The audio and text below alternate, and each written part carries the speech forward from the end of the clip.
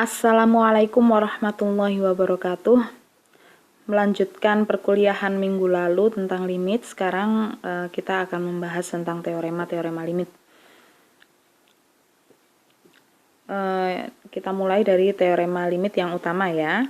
Teorema ini sangat penting karena dengan teorema ini kita bisa menangani masalah-masalah limit yang akan kita hadapi ke depannya. Andaikan n bilangan bulat positif, K adalah suatu konstanta, dan F dan G adalah fungsi yang memiliki limit di C. Maka yang pertama, limit K untuk X mendekati C adalah K. Contohnya seperti ini ya. Misalkan saya punya limit K itu kan suatu konstanta, ambil aja konstantanya misalkan 6 ya. Untuk X mendekati 2. Berapapun yang ada di sini, berapapun nilai yang didekati X, kalau limit K atau limit 6, maka nilainya adalah 6. Seperti itu. Begitu pula misalkan ada limit 5 untuk X-nya ini mendekati 2. Ini bagaimanapun nilainya tetap 5. Jadi berapapun nilai yang didekati oleh X, tapi kalau di sini limit konstanta, limit dari suatu konstanta, maka nilainya adalah konstanta itu sendiri. Kemudian limit X untuk X mendekati C adalah C, ya. Yang kedua, limit X untuk X mendekati C adalah C. Contohnya misalkan limit X untuk X yang mendekati 2, maka nilainya 2 ya. Tinggal substitusi saja X-nya di sini kita ganti 2, maka 2. Kemudian kalau misalkan ini kita ganti 3, maka di sini 3. Misalkan di sini 4, maka di sini 4 dan seterusnya. Misalkan setengah pun di sini setengah. Jadi kalau limit X ya, untuk X mendekati suatu konstanta C, maka nilai dari limit itu adalah C ya. Kemudian yang ketiga, limit K dikalikan Fx untuk X menuju C itu sama dengan K dikali limit Fx untuk X menuju C ya. Jadi limit suatu konstanta dikalikan dengan fungsi ya, itu sama dengan konstanta dikali limit fungsi, seperti itu ya. Contohnya misalkan limit 2 dikali X plus 1 ya, itu X menuju 1 misalkan ya. Nah ini sama dengan 2 kali limit X plus 1, 2 dikali, ini kan berarti tinggal di substitusi 1 tambah 1 2, berarti 2 dikali 2 sama dengan 4, seperti itu. Kemudian untuk nomor 4 sampai 7, misalkan Fx-nya ini X plus 1 dan Gx-nya adalah 2X ya. Sebelumnya saya katakan di sini bahwa untuk video kali ini kita hanya membahas teorema-teoremanya saja tanpa membahas buktinya. Jadi kita hanya bahas teorema dan contoh dan bagaimana cara kita menerapkannya, seperti itu ya. Untuk yang nomor 4, kalau kita baca seperti ini ya. Limit dari jumlah dua fungsi itu sama dengan jumlah dari dua fungsi, limit dua fungsi. Saya ulangi, limit dari jumlah dua fungsi itu sama dengan jumlah dari dua limit fungsi. Kayak gitu ya. Jadi di sini limit Fx tambah Gx itu sama dengan limit Fx ditambah limit Gx. Contohnya, misalkan di sini diberikan Fx-nya X plus 1, Gx-nya 2X ya. Maka berapakah nilai dari limit fx ditambah limit gx untuk x mendekati 2? Nah, di sini kita nggak perlu mencari satu persatu berapa limit x tambah 1, berapa limit 2x. Kita bisa menjumlahkannya dulu, ya. Jadi seperti ini, limit x plus 1 ditambah 2x untuk x mendekati 2, ya. Nah, maka x ditambah 2x itu kan berapa? 3x ya. Limit untuk x mendekati 2, x ditambah 2x adalah 3, x ditambah 1. Nah, ini baru kita substitusi. 3 dikali 2 adalah 6, 6 tambah 1, 7. Nah, seperti itu. Jadi tidak perlu kita cari satu persatu, kita jumlahkan dulu baru dicari. Oke ya. Untuk nomor 5, 6, dan 7 ini sama, mirip dengan nomor 4, hanya beda tanda saja. Jadi misalkan yang nomor 5 itu limit dari selisih fx dan gx itu sama dengan selisih dari limit fx dan gx. Sama seperti nomor 6 dan 7. Hanya saja untuk yang nomor 7 itu kan karena pembagian ya. Maka di situ ada syarat bahwa gx-nya itu tidak boleh sama dengan 0 di sini ya. Jadi gx-nya tidak boleh sama dengan 0. Kemudian yang ke-8, limit x menuju c fx pangkat n itu sama dengan limit fx itu dipangkatkan n, kayak gitu ya. Mirip dengan perpangkatan seperti biasanya. Kemudian begitu pula untuk yang nomor 9, limit dari akar n fx itu sama dengan akar n dari limit fx. Ya.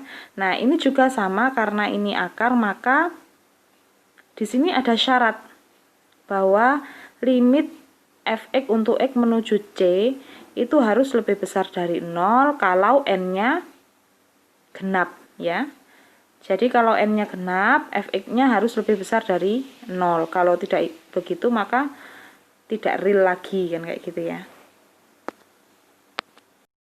Teorema di atas ini lebih mudah diingat jika kita pelajari dalam kata-kata. Seperti yang saya katakan tadi ya, misalnya poin keempat, kalau kita baca notasinya saja, kan seperti ini, limit fx ditambah gx untuk x menuju c itu sama dengan limit fx untuk x menuju c ditambah limit gx untuk x menuju c. Padahal kalau kita membuat kata-kata kita sendiri, ini kan sama saja dengan mengatakan limit suatu jumlah, ya kan? Ini kan limit dari suatu jumlah toh, ya. Itu sama dengan jumlah dari limit-limit, kayak gitu. Oke ya? Sama dengan bawah-bawahnya ini. Berikut ini diberikan contoh-contoh untuk menerapkan teorema utama limit. Teorema A tadi ya, ini kita sebut teorema A, teorema limit utama. Nah, di sini contoh 1, cari nilai dari limit 2x pangkat 4 untuk x mendekati 3. Ya. Perhatikan di sini misalkan limitnya diberikan limitnya adalah 2x plus 2x pangkat 4 ya untuk x menuju 3. Nah, berdasarkan poin ketiga pada teorema A ini kita sebut teorema A ya. Ini kita sebut teorema A. Berdasarkan poin ketiga dari teorema A, maka limit K dikalikan Fx itu sama dengan K dikalikan limit Fx ya. Maka di sini misalkan Fx-nya kalau menurut poin ini Fx-nya adalah x pangkat 4, K-nya adalah 2 ya. Maka 2-nya bisa pindah ke depan sini sehingga limit 2 kali x pangkat 4 itu sama dengan 2 dikali limit x pangkat 4 seperti itu. Kemudian dari ini ke sini ya. 2 dikalikan limit x pangkat 4 untuk x menuju 3 itu sama dengan 2 kali limit x untuk x menuju 3 dipangkatkan 4. Nah, ini sama seperti keberapa? Ini sama seperti teorema A ke poin ke-8 ya. Bahwa limit fx pangkat n itu sama dengan limit fx dipangkatkan N. Nah, jadi ini karena X-nya pangkat 4 ya, limit X pangkat 4 itu sama dengan limit X dipangkatkan 4. Nah, berapa limit X? Limit X-nya karena X-nya mendekati 3 ya. Di sini limit X saja, maka berdasarkan poin kedua ini ya. Kalau misalkan ada limit X, X-nya menuju C, maka nilainya adalah C. Nah, ini kan X-nya menuju 3, maka nilai dari limit X adalah 3. 3 dipangkatkan 4 berapa?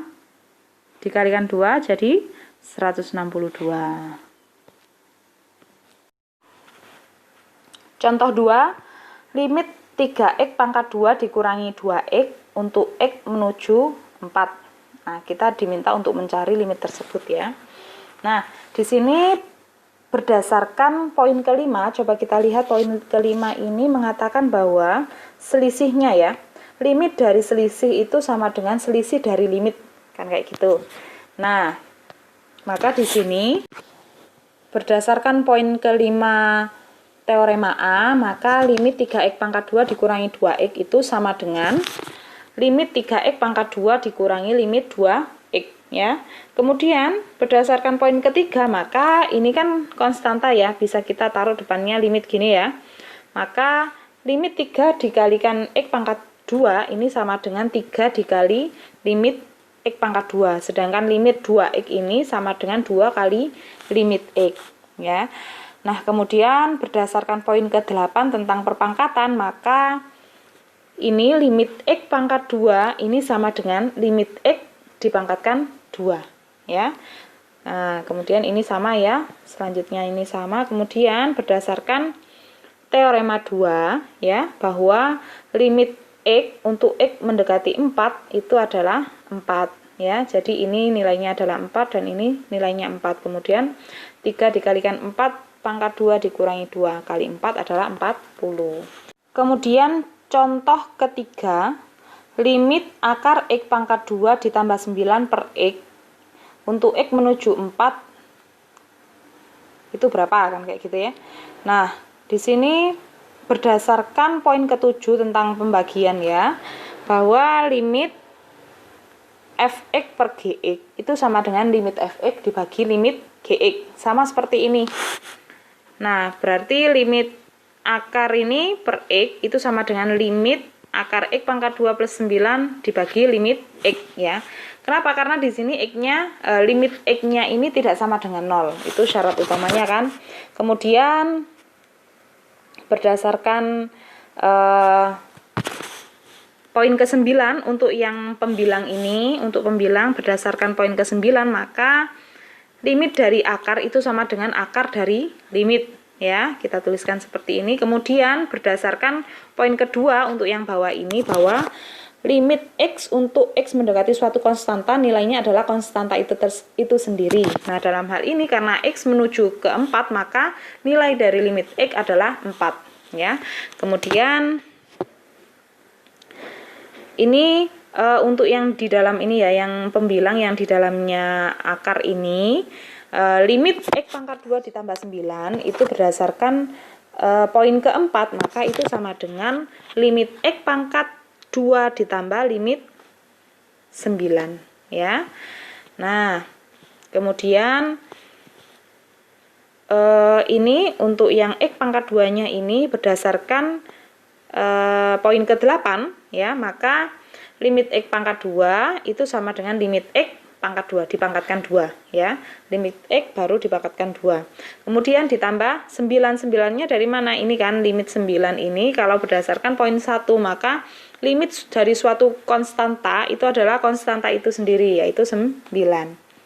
Nah, kemudian seperempat untuk limit x ini berdasarkan poin kedua, maka limit x untuk x menuju 4 adalah 4 kemudian dipangkatkan 2. Nah, di sini ya ditambahkan 9 ya. Ini kita tuliskan di sini. Kemudian kita hitung tinggal dari tinggal 5/4 ya. 16 ditambah 9 kan 25. 25 di akar 5. Berarti 5 dikali 1/4 adalah 5/4.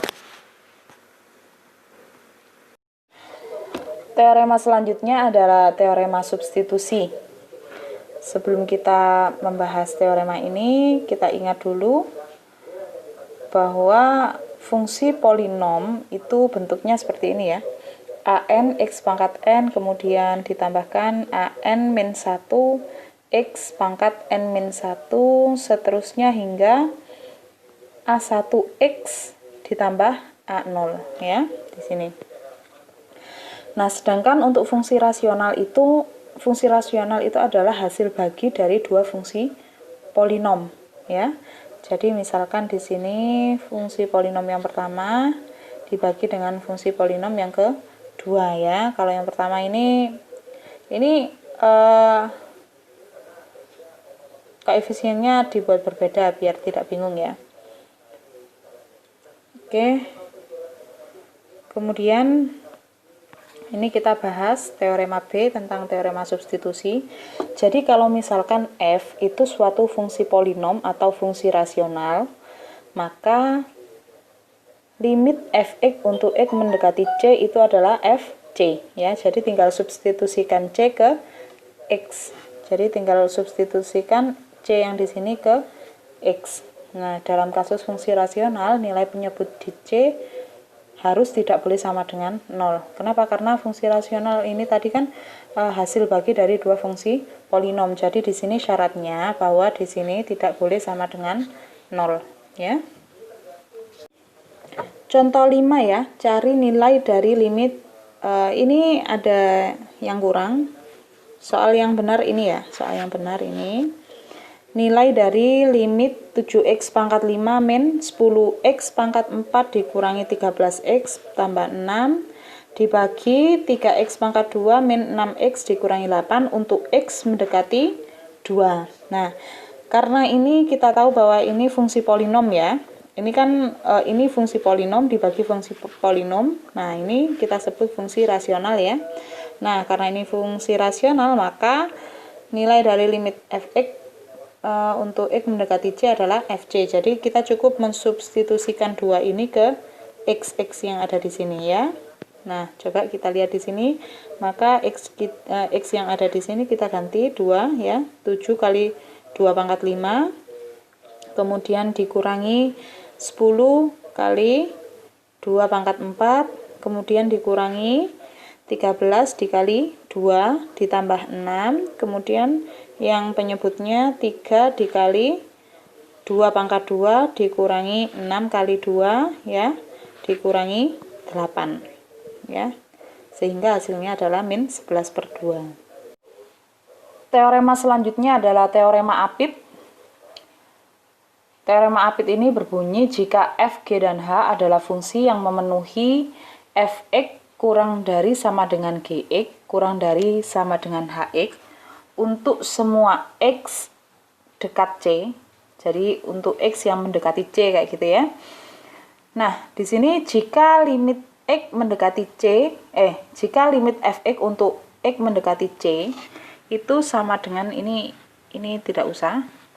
Itu sama dengan limit hx untuk x mendekati c itu sama dengan L, maka dapat disimpulkan bahwa limit gx untuk x mendekati c itu sama dengan L, kayak gitu. Saya ulangi ya. Jadi syarat fungsinya ini fx kurang dari sama dengan gx kurang dari sama dengan hx ya. Kemudian di sini limit fx-nya ini sama dengan limit hx sama dengan L. Jadi nilai dari limit fx sama hx ini sama kayak gitu ya. Maka dapat disimpulkan limitnya gx juga L. Nah, di sini ada contoh. Diketahui 1 dikurangi x pangkat 2/6 itu kurang dari sama dengan sin x per x kurang dari sama dengan 1. Untuk semua x yang mendekati 0, tapi x-nya nggak boleh sama dengan 0 ya, karena di sini ada per x ya. Apa yang dapat kita simpulkan? Nah, perhatikan di sini bahwa kita misalkan dulu, misalkan ini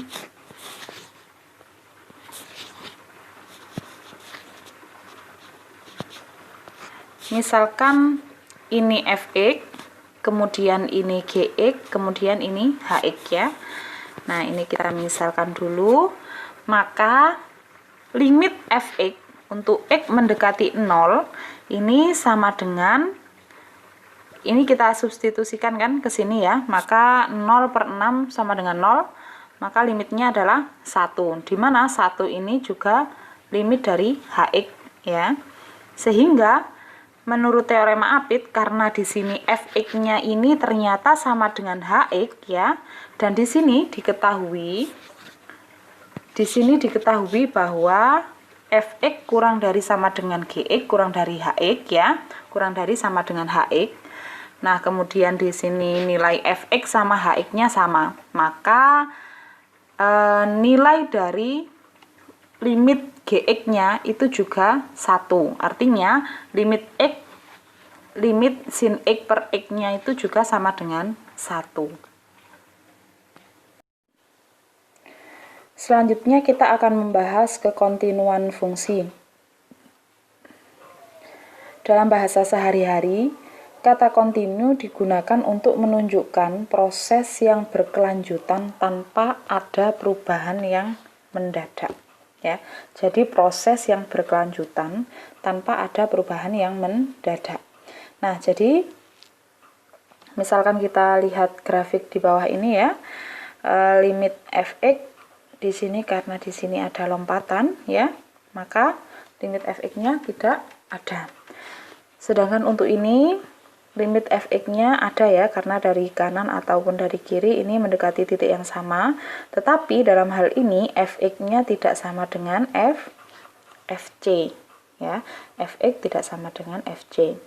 Nah, sedangkan yang untuk yang ini limit fx-nya sama dengan fc. Nah, di sini didefinisikan kontinu pada suatu titik ya. Suatu fungsi f itu dikatakan kontinu di x sama dengan c ya, kontinu di c jika yang pertama ini syaratnya ya, fc-nya ada. Yang kedua, limit f-nya ada. Nah, yang ketiga ini yang penting, limit fx-nya ini harus sama dengan fc. Nah, kalau misalkan salah satu dari tiga ini tidak terpenuhi, maka dia dikatakan discontinue di x sama dengan c ya, atau tidak kontinu. Coba kita lihat contoh di bawah ini. Jika fx sama dengan x pangkat 2 min 4 dibagi x min 2, ini tidak ada pangkat 2-nya, dibagi x, ini soalnya ya, x pangkat 2 min 4 per x min 2. Nah, bagaimana kita mendefinisikan f di x sama dengan 2 agar kontinu di titik tersebut? Jadi, agar fungsi ini tadi kontinu di titik x sama dengan 2. Nah, kita cari dulu pertama berapa nilai limit fx-nya untuk x mendekati 2 ya. Di sini kita uraikan pembilangnya. Jadi x min 2 dikali x plus 2, kemudian ini kita coret ya, kita cancel, sehingga tersisa limit x plus 2 untuk x mendekati 2. Nah, kemudian ini kita substitusikan menjadi 4. Jadi nilai fx untuk 2 ini kita tuliskan di sini sama dengan 4. Jadi kita definisikan yang pertama ya. Ini kan kita definisikan, yang pertama kan fx-nya memang diketahui x pangkat 2 min 4 per x min 2. Tapi di sini harus ada syarat bahwa x tidak boleh sama dengan 2, karena di sini ada per x min 2, sehingga tidak boleh pembagian dengan 0. Nah, karena di sini kalau misalkan ini saja ya, ini kan menjadi tidak kontinu untuk nilai X sama dengan 2. Maka di sini kita definisikan sendiri untuk X sama dengan 2, yaitu 4 yang kita peroleh dari ini. Sehingga ini fungsi fx ini menjadi kontinu karena di sini ya limit fx itu sama dengan fc. Ini beberapa ringkasan untuk teorema kekontinuan fungsi ya. Yang pertama ini fungsi polinom itu kontinu di semua bilangan real, di setiap bilangan real. Sedangkan fungsi rasional ini kontinunya di setiap bilangan real kecuali ketika penyebutnya sama dengan 0, titik di mana penyebutnya sama dengan 0, maka di titik tersebut tidak kontinu ya. Kalau penyebutnya sama dengan 0 ya. Kemudian teorema B, fungsi nilai mutlak kontinu di setiap bilangan real. Kemudian untuk fungsi akar, kalau n-nya ganjil maka fungsi akar ke n itu kontinu di setiap bilangan real. Namun kalau n-nya ini genap, maka fungsi akar ini kontinu di setiap bilangan real positif. Jadi kalau misalkan ini misalkan 2 ya. Nah, maka kan di sini kan harus positif. Ya kan? Kalau negatif kan tidak real kan, sudah imajiner misalkan kayak gitu. Sehingga di sini harus positif. Oleh karena itu, fungsi akar ke n untuk n yang genap itu kontinu di setiap bilangan real positif. Kemudian yang ke C, teorema C, jika K suatu konstanta, nah Fg-nya ini suatu fungsi yang kedua-duanya itu kontinu di C ya, maka Kf itu juga kontinu ya di C. F plus G ini juga kontinu di C, F min G ini kontinu di C, F kali G ini kontinu di C.